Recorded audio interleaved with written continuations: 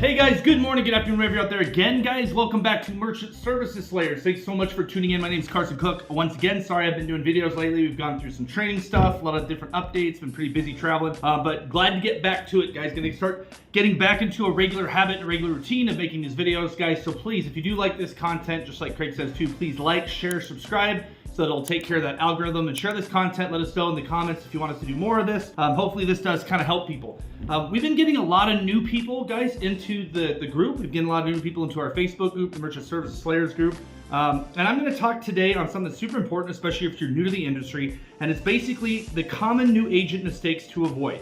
Okay, we're going to talk about the 3 top common mistakes that you should avoid when you first start getting into this industry. Okay, and it's super, super important. The first one is relying on a single sale. Okay, and we see this a lot. This is not just a sales issue that happens with processing, but it does happen with a lot of different industries. And unfortunately, some of those other industries, if you rely too much on 1 or 2 or 3 sales, they fire you. Okay, and the same goes for this, guys. You gotta be very, very careful not to rely on not only just a single sale in your pipeline, but also a single, also bigger deals. Okay, and we see this a lot with newer agents where they get very excited about one deal. They spend a lot of time on it. They spend a lot of emails, they follow up. They go back to that merchant 5 or 6 different times, 7, 8, 9, 10, 15 times with the promise of that one sale, right? And that's okay for bigger deals as long as you prioritize that the most important deal is the one in front of your face, the most important sale is the one now, and the more important commission check that you can get is the one that you can install and get going right away, okay? And that's super important to understand, especially when you're processing. Now, again, we have some agents that will close 4 or 5 deals a month. That's completely okay with them. If you want to do that, higher volume deals is great too, but we also have agents that close smaller deals, but are only at 4 or 5 a month, okay? And that's the thing, is they close one deal and they're like, okay, man, I did a great job with that deal. I'm gonna wait for my paycheck, right? I'm not gonna work as hard. I'm not gonna prospect. I'm not gonna go out there. I'm not gonna bang doors. I'm not gonna go close stuff because, hey, when's my commission on this one deal? I really need it. I really need to focus on that. Now that takes a lot of energy and effort away on the fact that you should be like a machine where you're focusing on new business. You're always filling the pipeline. It's to the point where you should sell so many deals that you almost forget which one you closed last week.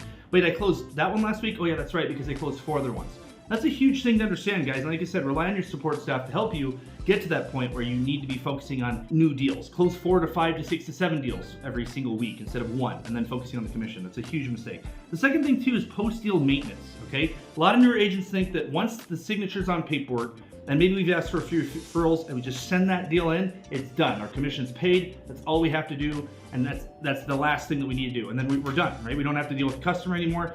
Fortunately, guys, in most cases that's not true, okay? Unless you're a travel agent, you're just going from place to place and there's a pretty good support structure with your ISO, or they can do installs, they can do customer service, so on and so forth, they have someone on the ground. Then that's not the case most of all. Most people are local, most people watching this will be local agents, and it's important to understand that post-deal maintenance is very, very important. And that's why your ISO pays you that residual, is so that you can maintain the account. That's why the processors pay the ISOs to maintain those accounts. It's the same thing, okay? Now, we're not saying, we've done a lot of videos on this, we're not saying that you should play the role of customer service. Now, again, you can't close new business if you're running around putting out fires all the time. But the idea is, in that process, as a new agent, you need to make sure that you're managing your customers' expectations, okay? You're not customer service. I don't go to the Verizon agent that sold me the phone to complain about the application I downloaded or my bill on my Verizon statement. I don't do that, right? I don't go to them. I call Verizon's customer service. Well, merchants need to understand they need to do the same thing. If you had 25, 30 merchants, you're not gonna know this, they have 50 to 100 to 200 merchants, your job is not to be running around taking care of these 200 merchants, right? Your job should be to bring in new business. And this should be something that is super important to understand, okay? Now, again, like we said, larger deals, maybe a different story. Okay, if you're a big majority of book of business or so on and so forth, and you know this merchant personally, and it's good to maintain that. Same thing, it's also important to understand that you need to manage the expectations to say if it's something that's minor, you know, customer service is gonna get the job done a lot faster than me. So understanding that post-deal maintenance is important, right? You can't just sell the deal and leave, but you also can't just sell the deal to give them everything that they want, right? And not manage the expectations of your customers. So that's number 2, is post-deal maintenance. And number 3 is you're not using all your sales tools. Most agents' mistake to avoid is to getting into an ISO that produces appointments, proper lead generation, ongoing training, the right support, management staff to call, help with the merchant, so on and so forth. And there's so many new agents who just don't use that. They're using maybe 25 to 30% of their sales tools.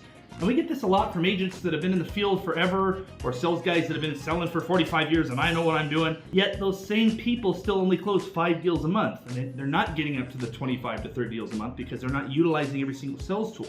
I don't know, for me, if I'm going into battle or I'm going into war, I'm gonna methodically use as less resources as I need to, but as much to win the war as I can, right? So in this case, if the war is being the month and I need to get to 30 sales, I'm gonna use every sales tool that I have to get there, right? I'm gonna use my management staff, I'm using my steps to the sale, I'm gonna use my objections guide, I'm gonna read at night, I'm gonna study, I'm gonna watch merchant services layers, I'm gonna watch YouTube, I'm gonna learn how to better use this, but the main thing is get involved with your office, okay? If you do have an ISO that offers you support, even if you're experienced, guys, we even have agents that have been with us for 2, 3, 4 years do manager calls still, to call into the office to get the right around equipment, to discuss certain things, and make sure we cover all bases for the merchant, so that way that sale is done correctly, we avoid chargebacks, we avoid all sorts of messes before they even happen. That therefore leaves the agent with more time to close more deals, to prospect, so on and so forth.